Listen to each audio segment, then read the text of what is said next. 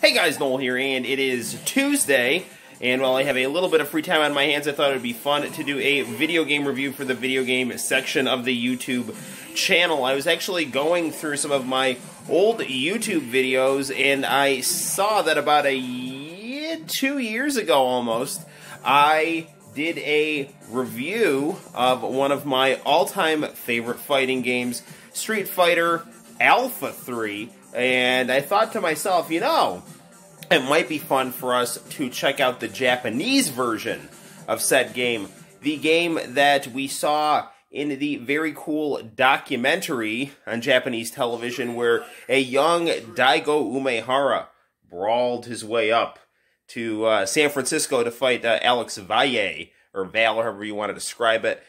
So, we're going to play the original Street Fighter 03 for this review. We'll talk about it, we'll talk about some of the differences, and we'll talk about why this is my favorite Street Fighter game and one of the best fighting games ever made, if not the best fighting game ever made. So without further ado, let's play some Street Fighter 03.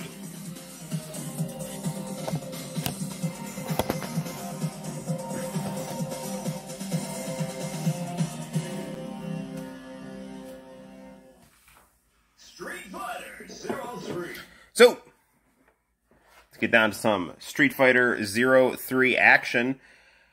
This is being played on our PlayStation Mini that has been enhanced by our good friend Retro Zoltan. So, the only real difference in terms of major modes that the PlayStation 03 versus the PlayStation Alpha 3 has is that there is a Pocket Station mode, but since the PlayStation Mini doesn't have a Pocket Station, that's kind of beside the point, and I was never personally one for the Tamagotchis. I would just do it, like, I'm not good at taking care of plants, and the last thing I need to do is have an anthropomorphic LCD robot starve to death because I forgot about it, you know, so we don't want to have any of that.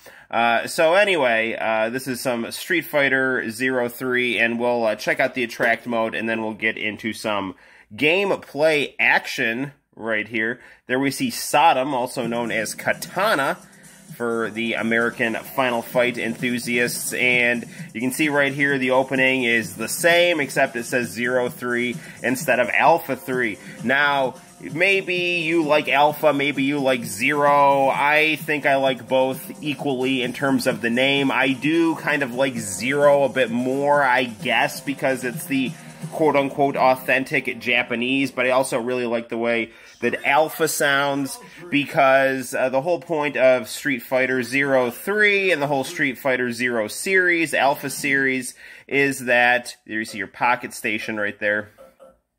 This is supposed to be like Capcom's answer to Art of Fighting, essentially. The same way that Art of Fighting was a prequel to Fatal Fury, this is going to be a prequel to Street Fighter 2, and Fatal Fury was supposed to be like SNK Street Fighter 2, because Piston Takahashi worked on it.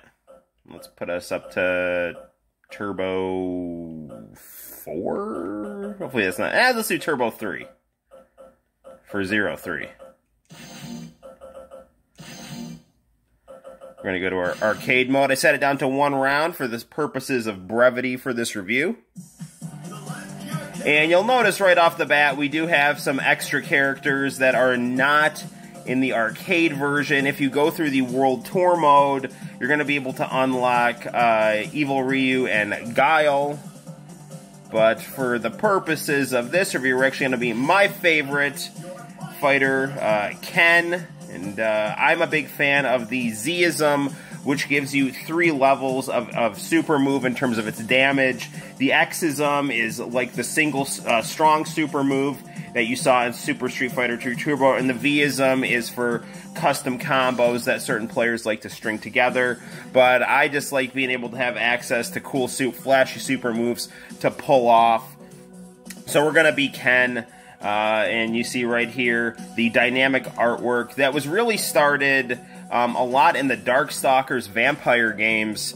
Particularly, I mean, I'd gotta say, Darkstalkers 3 / Vampire Savior really had some very, very nice artwork that was reminiscent of this game. But really, you know, from the start of the Darkstalkers games, you really got a lot of really nice, bright, big, dynamic poses for your characters to really complement the incredibly smooth gameplay here.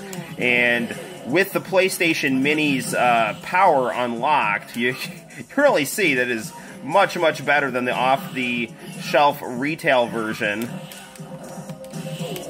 This is incredibly nice, vivid graphics and high resolution, playing on a gateway monitor, CRT. So the cool thing, again, you get the... I thought I said this to one round. I guess not. Either way, I don't care. This is all good. The more rounds, the better. Unless, I don't know, I take that back. I'm really more of a 1 to 3 round kind of guy. I like the intensity and the fast-paced nature of the fight. Perfect! I love the announcer in this game as well, because he's very, very intense, and everything about this game is really evocative, energetic artwork, filled with movement and energy, coupled with dance club-style music, scrolling text, power moves, muscular guys, sexy girls, just everything that is designed to really evoke that, you know, comic book, arcade, you know, male aspiration fantasy world, and it's all executed very masterfully by Capcom on a artistic level and on a gameplay level. And normally on PlayStation, a detractor is the load times that the PlayStation is hampered with, and the Sega Saturn is often not hampered with its fighting games, because the Sega Saturn just has more processors, and it's got an expansion port in the back for a 4 meg cartridge that allows for arcade perfect gameplay. So the PlayStation will have some load times, but those load times are short, and they're supplemented by some really nice artwork. So it's good stuff. We have E Honda here, and each character, you know, you have a huge roster of characters, and each character has their own custom level here. So, you know, in some fighting games, when you get a lot of characters, you just get a handful of levels, right? But Street Fighter 03 gives you a huge roster of games, and each character with their custom music and custom level here. I mean, the only thing you could argue, in my opinion, that Street Fighter 02, you know, has over Street Fighter 03, and I mean, both games are unique and work in their own way, so I'm not saying that Street Fighter 03 renders 02 obsolete. What I'm going to say, though, is that Sakura's music in Street Fighter 02 is very, very, very good. It's very iconic. It's I think, intrinsically linked to the character. So, her music in 03 is good, but not as good. So, I mean, this game really, you know, you get everyone from the Street Fighter 2 games, and everyone from the Street Fighter Alpha games, and more. And the gameplay is extremely responsive. I mean, just the attention to detail in these levels. Like, look at Dalsim's girlfriend in the background clapping, the cute little elephants. So, you know, you really get things that reference previous Street Fighter games, like Dalsim's family and the elephants, but then they're, you know, things are different as well. It's not just a retread. So they're really, really, really paying a lot of attention to detail here. The other great thing about the Zero series is how they really bring the Street Fighter animated movie into the video games with the design choices and just the style of fighting. Ah, man, he barely got me.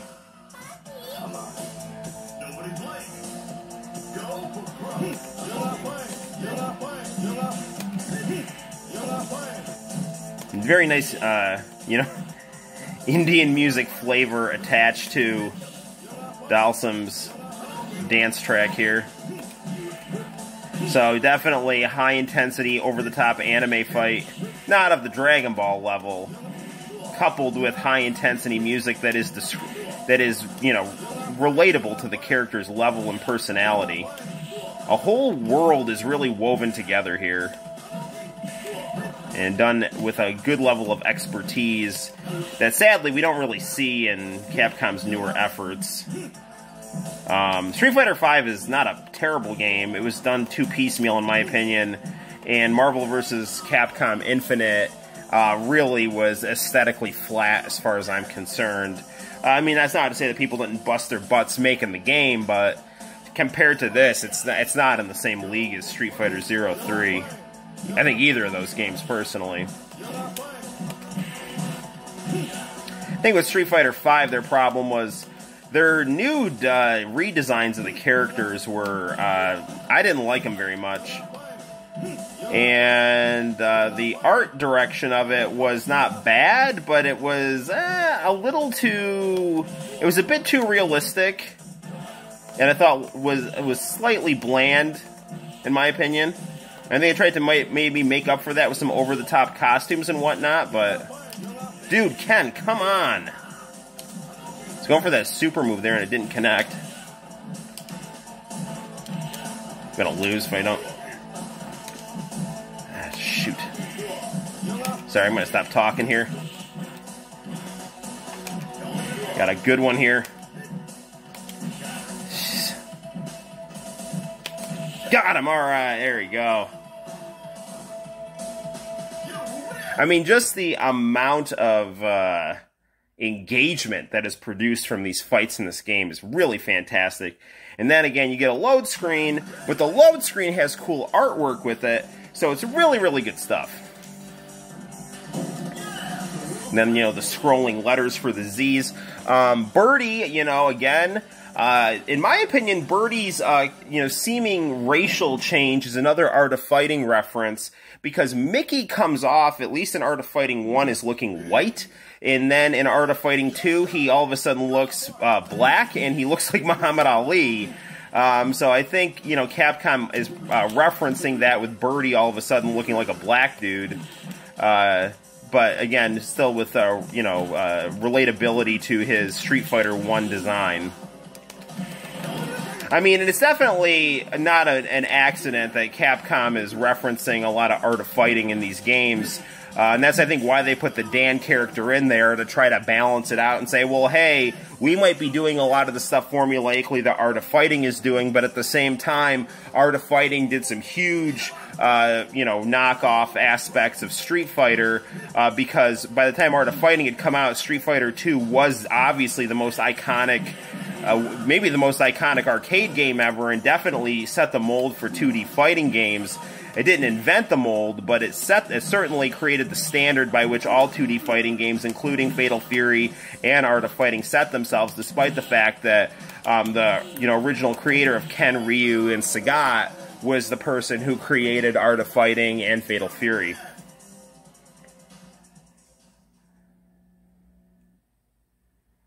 The world's waiting for you.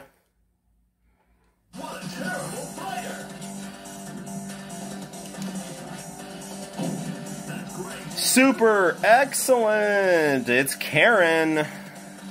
And she wants to speak to your manager and bust you up with her helicopter and Relina Peacecraft style. This game came out when Gundam Wing was in full swing in the United States, so I related Karen to Relina. Huge fan of Gundam Wing and Street Fighter Alpha 3. Those games were such a huge... Like, my friend and I, we would just hang out, watch Gundam Wing, and play Street Fighter Alpha 3. It was really great. In fact, I'm on Friend Project, you know, kind of the new MySpace-style website, and somebody asked in the kind of the general kind of stream feed, like, what was your favorite show in 2000? And I'm like, Gundam Wing. So I'm about that life, my friends. Super combo finish right there. I would have said... I mean, Gundam Wing is the honest answer. Boy Meets World was wrapping up in 2000. I didn't want it to go off the air. But Boy Meets World had definitely reached a lull by 2000.